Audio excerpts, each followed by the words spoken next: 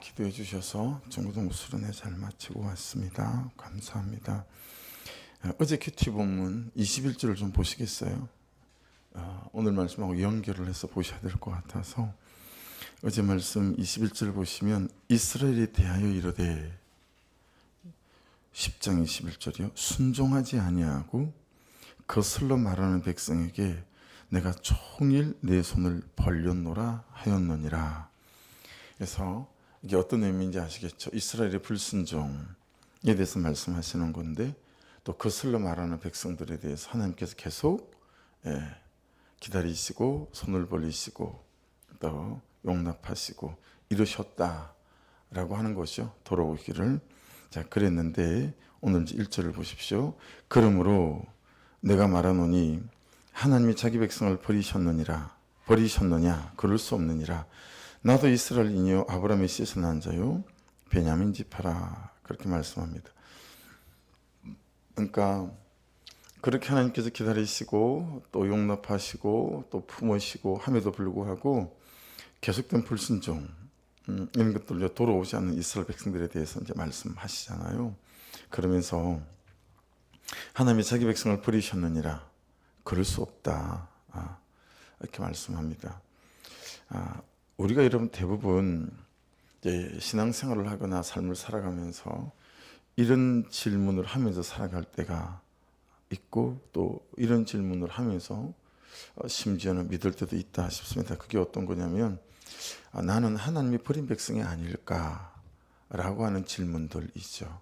나는 안 되는 걸까? 뭐 이런 질문들. 왜 우리가 그런 생각을 하게 되었죠?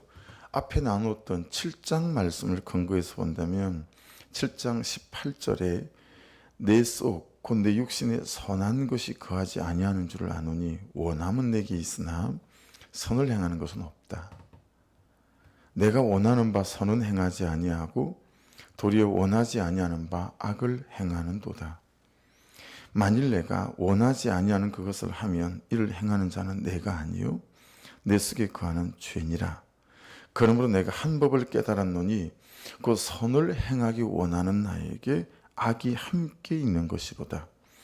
내 속사람으로는 하나님의 법을 즐거워하되 내 지체 속에서 한 다른 법이 내 마음의 법과 싸워 내 지체 속에 있는 죄의 법으로 나를 사로잡는 것을 보는도다. 오라 나는 공고한 사람이로다. 이 사망의 몸에서 누가 나를 건져내랴. 우리 주 예수 그리스도로 말미암아 하나님께 감사하리로다. 그런즉 내 자신이 마음으로는 하나님의 법을 육신으로는 죄의 법을 섬기노라. 그렇게 말씀합니다. 이게 무슨 뜻이죠? 원함은 내게 있는데 원함대로 되지 않는단 말이 5번이나 반복되어서요. 이게 원함은 내게 있으나 이게 델로라고 하는 단어인데 너무너무 바라고 원하고 하고자 하는 거예요. 그런데 행하는 게 없는 거예요. 이 카트를 가져오마이 알긴 알겠는데 하지도 않고 준비하지도 않고 뭐 만드는 것도 없고 땅에 나를 꺾고 누르는 것도 없고 이게 행하는 것은 없다라는 이 카트를 가져오마이라는 단어가 그런 뜻이거든요. 원함은 있는데 행함은 없는 거예요. 뭐 딱 그렇진 않지만 그냥 편하게 말씀드리면 어른들이 만일에 돈 한다면 여러분 중고등부 아이들은 예외 없이 수련회 가운데 큐티를 나눠보니까요. 얘들은 공부에 대한 스트레스가 이만저만한 게 아닌 것 같아요. 그래서 다 얘기하는 게 뭐냐면 공부를 해야 되는지 너무 잘 알고 있다는 거예요. 근데 안 된대요. 너무너무 하기도 싫고 그리고 공부 말고 딱 책을 붙잡고 앉으면 게임이 눈앞에 어른어른거리고 그러니까 해야 되는 건 너무 잘 알겠는데 안 된다라는 거죠. 원함은 있지만 아이들도 이 행함이 없는 거예요. 여기에 대해서 애들이 이만저만한 스트레스나 고민을 갖고 있는 게 아니더라고요. 근데 2절이 어떻게 말씀하시는지 2절을 보시면 이스라엘에 대한 말씀이기도 하고 엘리야의 고발이나 이사야의 고발 오늘 다 나오죠. 또 다윗의 고발에 해당하는 나에 대한 말씀이기도 해요. 그래서 2절을 보십시오. 하나님이 그 미리 아신 자기 백성을 버리지 아니하셨나니 너희가 성경이 엘리야를 가리켜 말한 것을 알지 못하느냐? 그가 이스라엘을 하나님께 고발하되. 자, 엘리야의 고발이 3절에 나와요.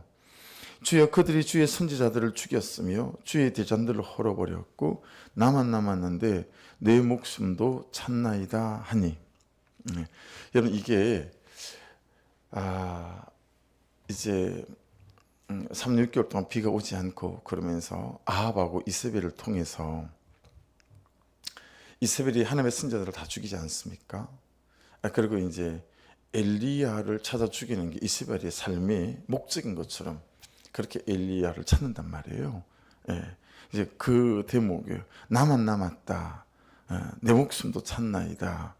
이렇게 엘리야가 지금 말할 때 엘리야의 고발에 대한 하나님의 대답이에요. 4절이 하나님의 대답이죠. 보세요. 그에게 엘리야에게 하신 대답이 무엇이냐? 내가 나를 위하여 바알에게 무릎 꿇지 아니한 사람 7,000명을 남겨뒀다 하셨으니. 여러분, 그래서 이스라엘 백성 그들에게 대한 메시지도 되지만 이스라엘에 대한 우리 각자에게로 가져와서 적용해 보게 되면 이 바알이라고 하는 것은 나의 주인 이런 뜻이 되고요. 또는 내가 소유로 삼는 것 이런 뜻도 되지만 그가 나를 소유로 삼는 것 이런 뜻도 돼요. 그러니까 생각해 보십시오. 요즘 진짜 여러분의 주인은 누군가? 요즘 진짜 나의 주인은 누군가? 이게 잘 헷갈리고 그러면 이제 우리가 이렇게 알 수 있는 방법이 몇 가지 있죠. 내가 가장 많은 시간을 어디에 쓰나? 내가 어떤 시간이 가장 좋나? 또 나의 재정을 가장 어디다 많이 쓰고 마음을 어디다 많이 쓰는가? 이런 걸 보게 되면 진짜 내 주인이 누군지, 내가 소유 삼고 있는 게 뭔지, 또 내가 누구의 소유인지 알 수 있을 만하죠. 이게 바알의 의미예요. 그럼 무릎 꿇지 아니하고 할 때 무릎은 고니라고 하는데 간절함을 말해요. 그래서 여러분에게 가장 간절함은 요즘 무엇입니까? 간절한 거에 무릎 꿇을 수밖에 없잖아요. 간절하면 무릎 꿇을 수밖에 없습니다. 간간히 제가 그러고 보니까 야구 얘기를 하네요. 미국 메이저리그에서 김하성이라는 우리 키움이라는 야구단에 있다가 지금 글로 넘어간 지 3년밖에 되지 않았는데 미국에서도 야구를 제일 잘하는 그 MVP 후보에 올랐대요, 이 사람이. 근데 이 사람을 야구를 열심히 잘하고 해설하는 미국 해설자들이 표현하는 한 줄의 말이 있어요. 그건 뭐냐면 김하성이라는 저 한국 선수는 야구에 생명을 건다. 저는 선수를 본 적이 없다. 막 대단히 홈런을 많이 치고 대단히 타율이 좋고 막 이렇지 않아요. 그런데 공을 하나를 잡을 때, 배트를 한번 휘두를 때, 한번 달릴 때, 이 선수는 달릴 때마다 헬멧이 벗겨져요. 얼마나 열심히 달리는지. 헬멧이 안 벗겨지는 때가 거의 없는 것 같아요. 그리고 헤드 슬라이딩은 좀 위험하거든요. 머리부터 슬라이딩 하는 거예요. 이 선수는 거의 다 헤드 슬라이딩이에요. 그냥 목숨을 걸고 하는 거예요. 그러니까 여러분, 요즘 내가 하나님에 대하여 얼마나 간절하지? 무릎 꿇다라는 게 그런 뜻이에요. 아니면 정말 내게 간절한 게 뭐가 있나? 이런 걸 돌아보게 되죠. 이 무릎 꿇다 할 때 꿇다, 꿇지 아니하니 이 감프토라는 단어도 복종하다 이런 뜻을 갖고 있어요.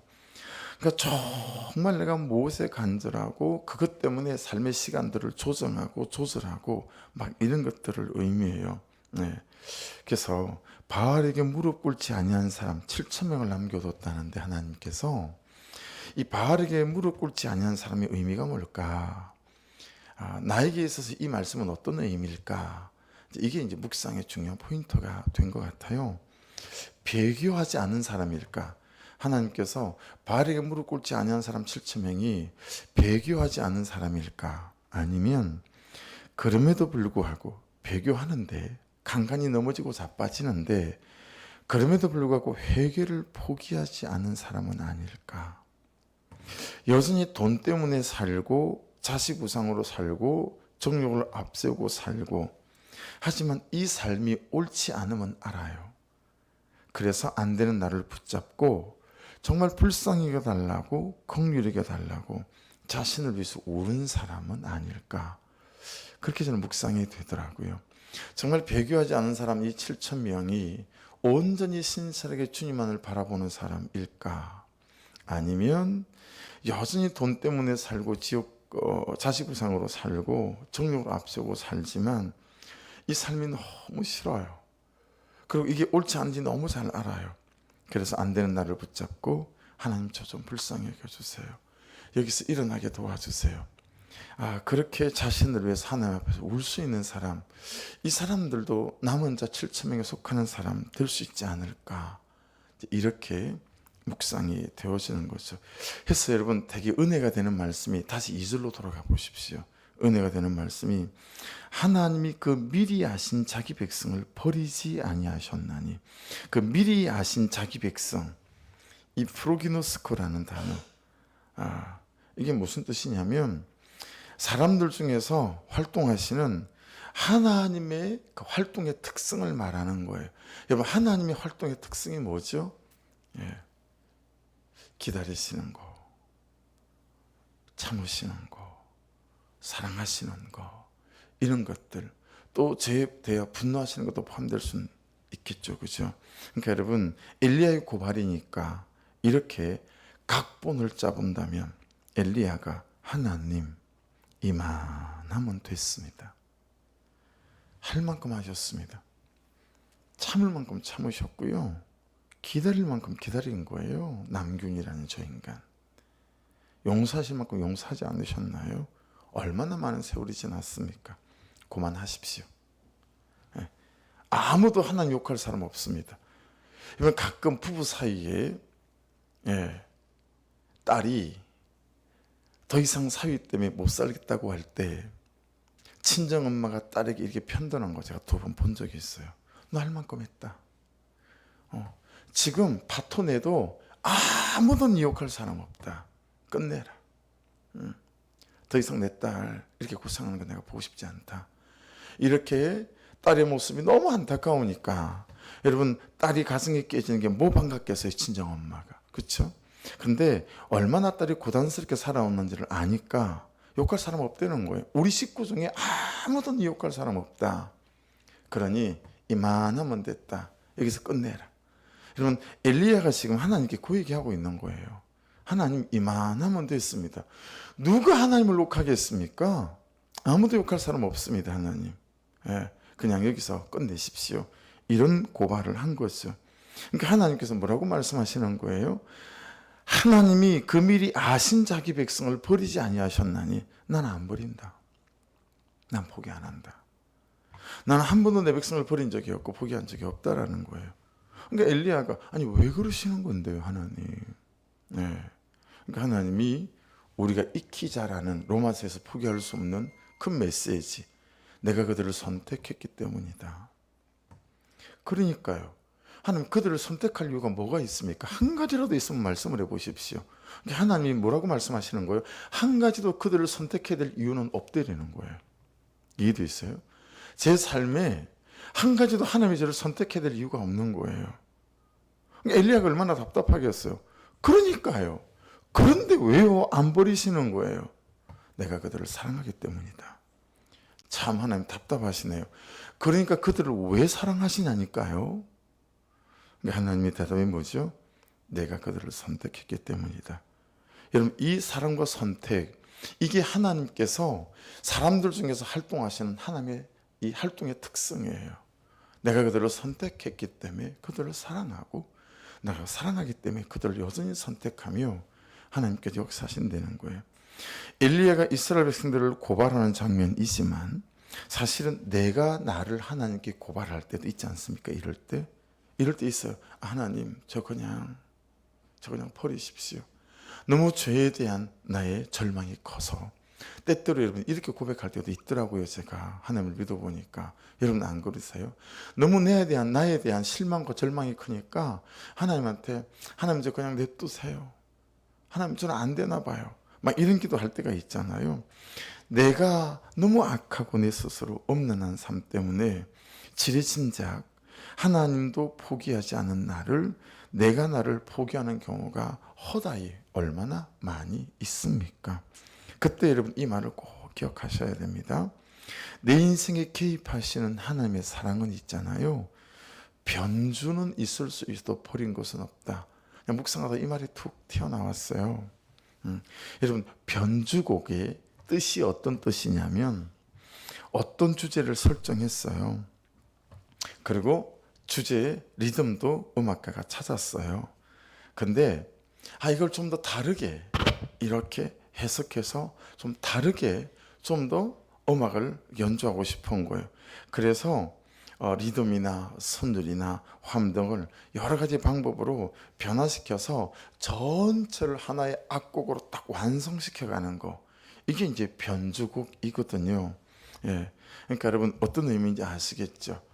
이런 일이 생기고 저런 일이 생기는 것이 하나님께 나를 버린 것처럼 보이지만 그게 아니라 마치 한 음악가가 변주곡을 통해서 큰 좋은 음악을 완성시켜 나가는 것처럼 그렇게 하나님이 내 인생의 아름다운 음악을 완성시켜 가시는 과정인 줄로 믿습니다. 이해되어지시죠? 그러니 여러분 하나님께서 우리를 포기하고 버린 것이기 때문에 그런 게 아니라 이제 우리를 선택하시고 사랑하신 우리를 하나님 그분께서 우리를 세워가시는 그 과정 속에 주일 설교 말씀에 비추어 말씀드린다면 여백인 거죠. 빈칸이 아니라 그렇게 우리를 만들어 가시는 그런 변주곡이 있다라고 하는 것입니다. 그래서 5절은 이렇게 말씀하세요. 5절 같이 읽어보십시다. 그런즉 이와 같이 지금도 은혜로 택하심을 따라 남은 자가 있느니라. 뭐라고 대답하고 싶으세요? 전 대답이 바로 나오더라고요. 그런즉 이와 같이 지금도 은혜로 택하심을 따라 남은 자가 있느니라. 하나님 저죠? 이런 고백. 하나님 저인 줄로 믿습니다. 지금도 은혜로 택하심을 따라 남은 자. 여러분 삶을 따라서 볼 때, 행위를 따라서 볼 때 나는 남은 자가 될 수가 없는 거예요. 그리 보면 남은 자 7천 명이 제가 묵상한 것이 여러분 비약이거나 지나치지 않잖아요. 그렇죠? 예. 그들이 완전 무결한 배교하지 않은 그런 하나님의 사람들일 뿐만 아니라 또한 그 범주에는 정말 어떻게 살아야 될지 알겠는데 여전히 넘어지고 자빠지는 자기 자신의 삶과 존재를 붙잡고 하나님 저 어떻게 하면 좋아요? 예, 하나님 저 어떻게 하면 좋아요? 하나님 저 불쌍히 여겨주세요.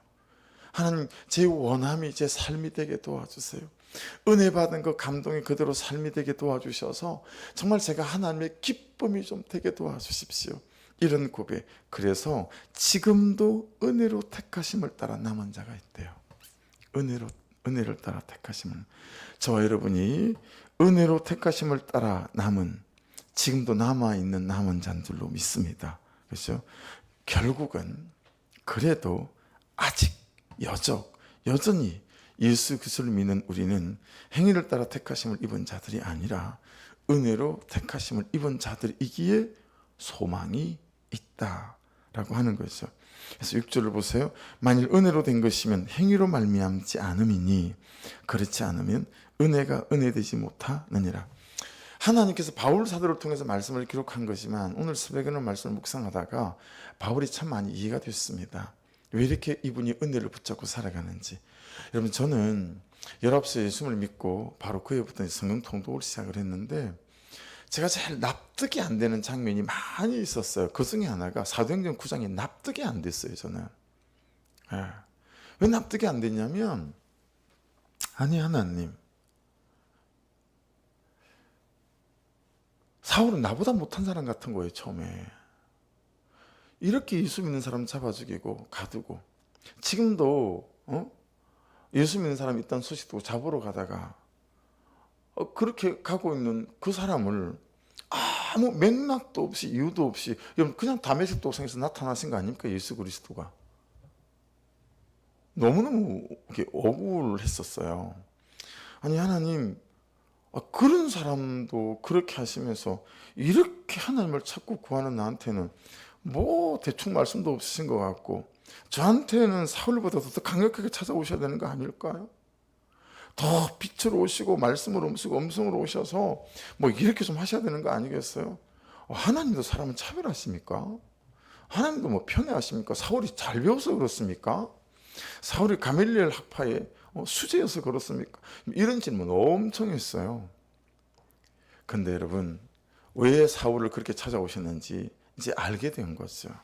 그래서 사울이 붙던 게 뭐예요? 이 바울이 은혜를 붙잡는 거예요. 자기가 하나님 앞에 아무런 건덕지가 없는 거예요.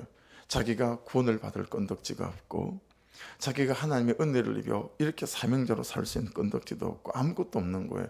그러니 여러분, 사실은 이 말씀이 말씀하고 있지 않지만 들리는 음성은 어떤 거예요? 야, 사울도 이렇다면 너희는 더한 은혜 속에 있는 백성이다 라고 하는 거예요. 내가 사울마저도 은혜로 택했다면 은혜로 택하지 못할 사람이 누가 있겠냐라고 하는 거예요. 할렐루야. 그 메시지와 음성이 이 안에 숨어 있다라고 하는 걸 깨닫게 되었어요. 그런지 이와 같이 지금도 은혜로 택하심을 따라 남은 자가 있느니라. 누구 얘기예요? 바울 사도 자기 얘기예요. 나 은혜로 따라 택하심을 입은 자이다. 너희들도 은혜를 따라 택하심을 입은 자이다. 이 말이 정말 동의가 되고 공감이 되고 아멘이 되는 거죠. 예. 저를 봐도 마찬가지고 여러분을 마찬가지죠. 그래서 6절을 보세요. 만약 은혜로 된 것이면 행위로 말미암지 않음이니 그렇지 않으면 은혜가 은혜되지 못하느니라. 그만큼 우리가 은혜의 빚진 자요, 은혜 받은 자다라고 하는 거예요. 여러분, 이거 사람에게로 가져가 보십시다. 적용해 보십시오. 우리는 여러분, 하나님이 제게 베풀으신 은혜와 달리 어때요? 너무 따지잖아요. 받은 만큼 사랑하려고 하고 나를 선택해 준 만큼 그를 선택해 주려고 하잖아요. 이게 우리가 고질적인 우리의 죄요, 악이요, 우리의 병 아니겠습니까? 그러니까 죄가 죄로 보이지 않는 만큼이나 우리에게 악한 것은 뭐냐면 그가 하는 만큼 내가 그를 사랑하겠다라는 거예요.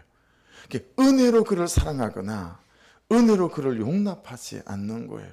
이게 우리의 고질병이에요. 그러니 항상 우리에게 되는 게 뭐예요? 판단이에요. 항상 되는 게 뭐예요? 정죄예요. 그렇죠? 항상 판단하고 정죄하는. 여러분, 은혜로 하나님 그분께 우리가 받아들여졌으니 저와 여러분이 또한 은혜로 다른 사람들을 받아들일 수 있는 저와 여러분 될 수 있기를 주의 이름으로 축복합니다. 정말 이 포인트가 기도해야 될 그런 포인트예요. 그가 이렇든 저렇든 여러분, 나 같은 인간을 받아들이시는 하나님의 은혜를 생각하면 어떻게 아내를, 남편을, 자녀를 내가 할렐루야, 사랑해 라고 어떻게 받아들여지지 않겠냐고요. 근데 이 대목이 우리에게 너무 안 되는 거예요. 그러니까 정말 은혜로 받아들여진 존재라는 자각이 우리에게 있을까? 내가 그죠? 말할 게 있습니까, 내가? 그러니까 바울 사도는 입이 없는 것처럼, 복음을 말하는 것 외에는 입이 없는 것처럼, 그죠? 예. 그래서 진짜 은혜 안에, 복음 안에 있는 사람은 맞는 것 같아요. 예. 우리 옛날에 어르신들이 시집 가면 기머거리 3년, 벙어리 3년, 뭐 그렇게 사나요? 정말 은혜되고 복음이 우리 가운데 복음이 되어지면 사람에 대하여 참 그렇게 되어지는 게 맞구나라는 것을 깨닫게 되었습니다. 그러면서 여러분 7절을 보시면 소제목을 이렇게 붙였어요. 7절 위에다가 사욕을 도모한 사람 대 하나님의 뜻을 도모한 사람, 그렇게 붙였거든요. 보세요. 그런 적 어떠하냐? 이스라엘이 구하는 것을 얻지 못하고 오직 택하심을 입은 자가 얻었고 그 남은 자들은 우둔하여졌느니라. 이스라엘 자신이 사욕을 도모하며 자기 힘으로 하나님 앞에 서려고 했을 때 이스라엘은 성공하지 못했다라는 거예요. 그렇잖아요. 율법을 붙잡고. 하나님께 택함을 받은 사람들은 반대로 하나님께서 그들을 통해 그분의 뜻을 도모하시도록 했던 사람들이다 라고 하는 거예요. 예, 그분의 뜻. 생각해 보세요.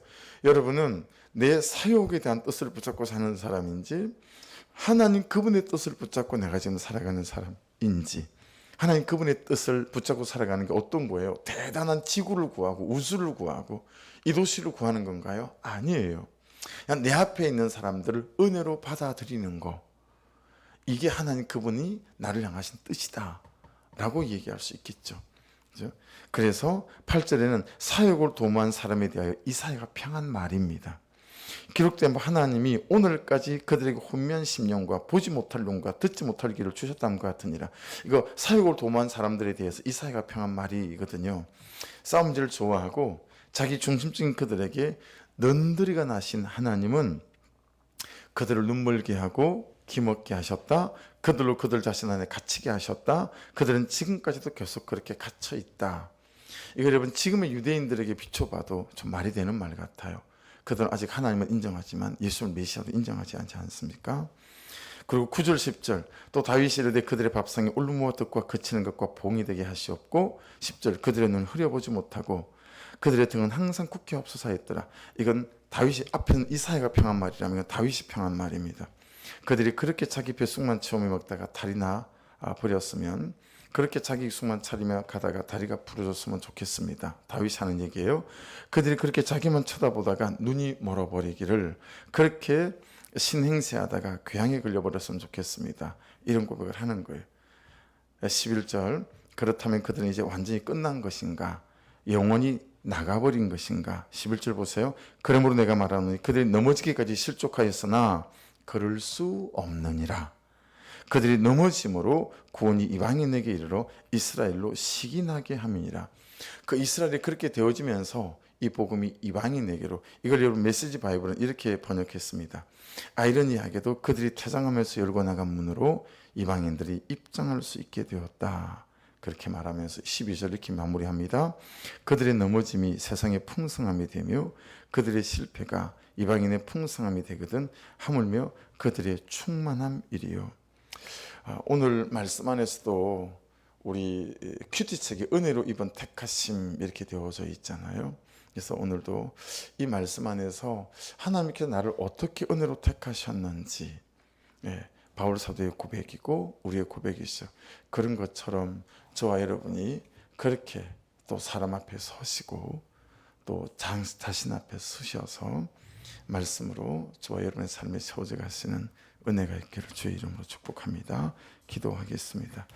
말씀 붙잡고 기도하시고 수련회가 끝난 중고등부 아이들, 아동부 유치부 아이들, 하나님 수련회가 끝이 아니라 말씀 앞에 서가는 그런 시작과 출발점이 되어지는 한 발짝으로 뛰었으니 운을 띄었으니 그런 은혜가 있게 도와주옵소서.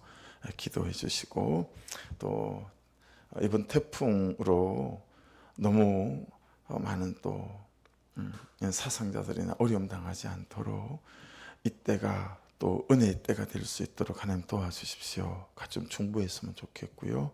남아있는 물놀이나 또 작년부 수련회 김영희 선교사님 그리고 릴리로 금식해가며 이때를 준비해가는 우리 모두에게 우리 공동체 위에 한 큰 은혜를 부어주옵소서.